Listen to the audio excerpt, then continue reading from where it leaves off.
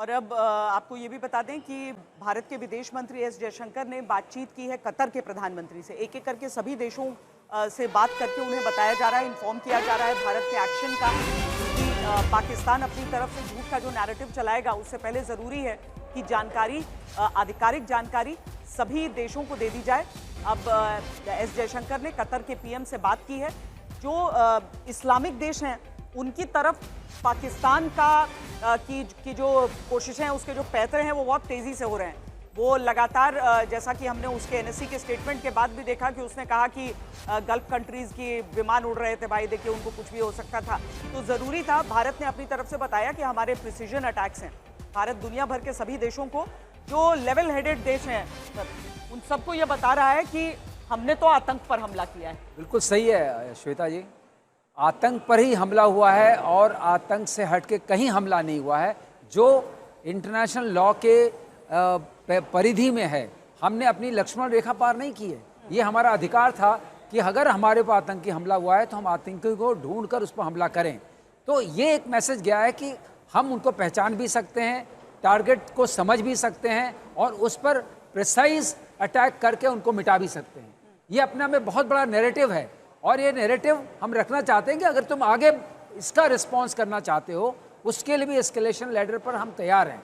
तो ये दोनों चीज़ें गई हैं। ये बहुत महत्वपूर्ण है कि देश को, उनको पता चले, विदेश को भी पता चले, सारे देशों को पता चले कि भारत में अब वो शक्ति है, वो क्षमता है कि वो टारगेट इंटेलिजेंस एक्यूरेटली पता कर सकते हैं और एक्यूरेटली उसको ख़त्म कर सकते हैं।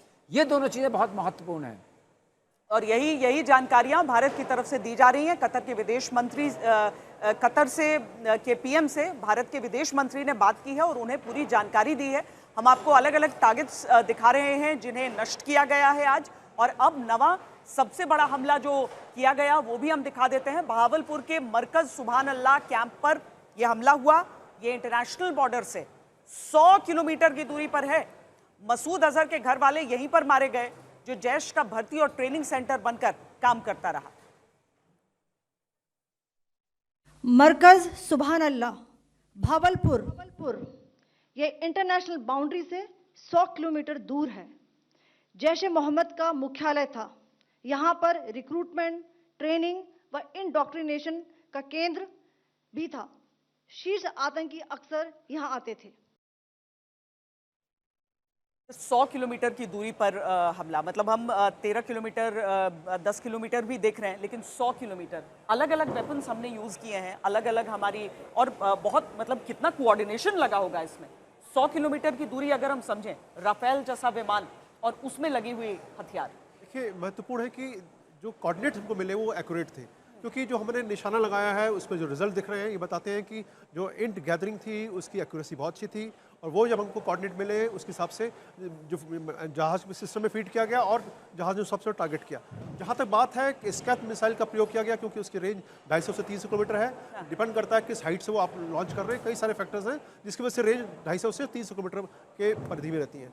महत्वपूर्ण ये है कि जो नज़दीक के टारगेट थे उन पर स्कैल्प से नहीं, हमने उन पर हैमर से हमला किया है, क्योंकि वो दो उसके फैक्टर थे, ड्रोन्स भी जी। तो जो 10 किलोमीटर के अंदर थे उन पर ड्रोन से हमने, क्योंकि जो पिक्चर आ रही है वो बता रही है, और जो हैमर है वो उसकी रेंज जो है 50-60 किलोमीटर है, ज़्यादा नहीं है। तो आप उसके बाहर के अटैक जो दूरी पर है टारगेट, उनको नहीं कर सकते। तो ड्रोन, हैमर और स्कैल्प, इनका कमाल हमको देखने को मिला। मज़ेदार चीज़ ये है कि हमने जो कोऑर्डिनेट्स मिले ह्यूमनेट का और जो इलेक्ट्रॉनिक इंटेलिजेंस का जो इसमें इन्वॉल्वमेंट रहा वो काबिल तारीफ़ है, और ये भारत ने कर दिखाया। क्योंकि कारगिल में हमारी बहुत बड़ी कमजोरी ये थी कि हमें हमारे एक्यूरेट हमको टारगेट कोऑर्डिनेट्स नहीं मिल रहे थे, जिसमें कि हमें प्रिसाइज अटैक करने में दिक्कत होती थी। बाद में हमने मॉडिफाई किया और LGB वगैरह का लेज़र गाइडेड बॉम्ब्स वगैरह हमने इस्तेमाल किया और तब जाके उन पर अटैक करें। तो वो बहुत बड़ी कमी थी, उसको दूर किया। अब हम कह सकते हैं कि सर्वोत्तम वायु सेनाओं में से एक हैं, और हमारे पास वो सभी क्षमताएं हैं जिसके द्वारा हम वो सारी लक्ष्य प्राप्त कर सकते हैं जो कि किसी भी एयर वॉरफेयर में रिक्वायर्ड होते हैं।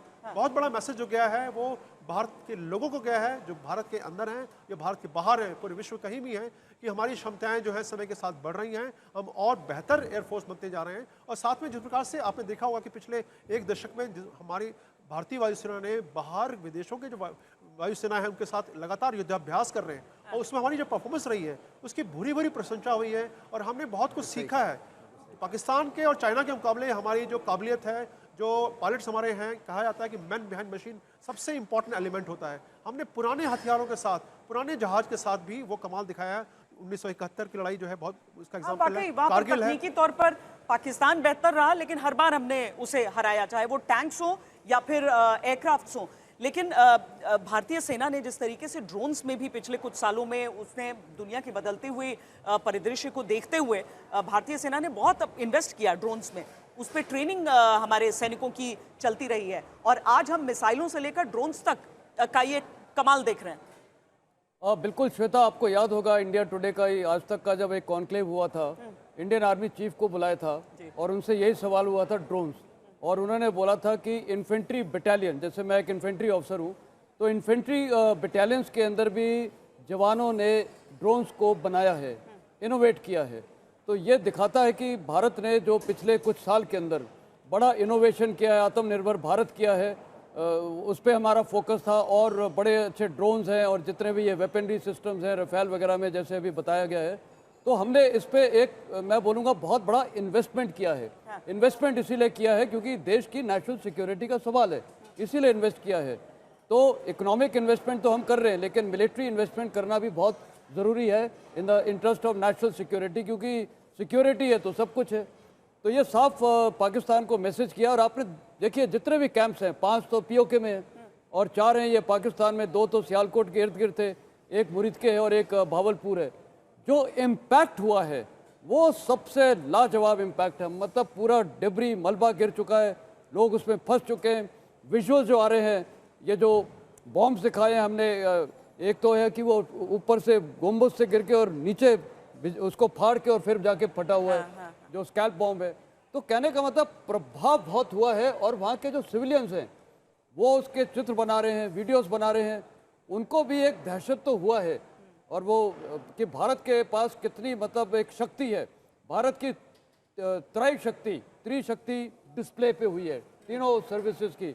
और अभी तो नेवी जो बहुत बड़ा वहाँ पर अरेबियन सी में बैठा हुआ है, वो कब उसका काम आएगा वो डिपेंड करता है पाकिस्तान रिस्पॉन्ड क्या करता है। हालांकि इस हमले में भी उनका काम रहा, अब कैसे बहुत डिटेल्स अभी नहीं दिए गए हैं जो प्रेस कॉन्फ्रेंस हुई है, लेकिन ये कहा गया है कि तीनों सेनाओं का योगदान इसमें रहा था। सर, अब किस तरह की रेडीनेस हमें रखनी है? श्वेता, हमें अभी रेडनेस हर तरह की रखनी है।